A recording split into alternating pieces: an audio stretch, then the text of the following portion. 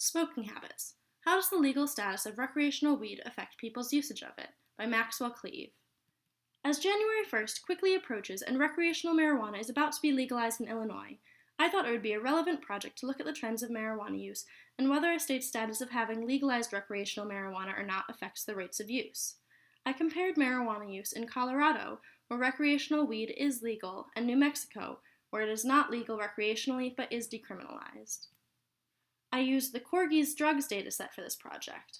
This data was collected from states as part of the National Survey of Drug Use and Health. The data spans from 2002 to 2014, so I decided to narrow my focus and look only at trends for 2014.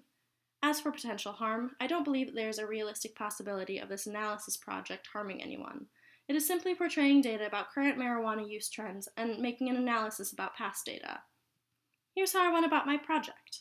My first step was to read the data and pick out the columns that would be relevant to my project, which were state, year, and the total estimated marijuana users in each age group that past year.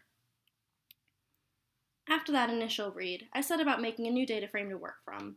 I made a list of the columns I wanted in my data frame in the order I wanted them in and copied that to the new data frame.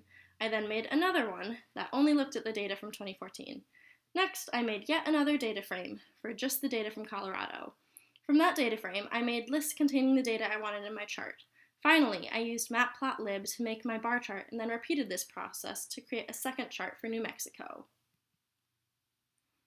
From looking at the data alone, it is clear to see that in 2014, more people used marijuana in Colorado than in New Mexico, by a very large margin.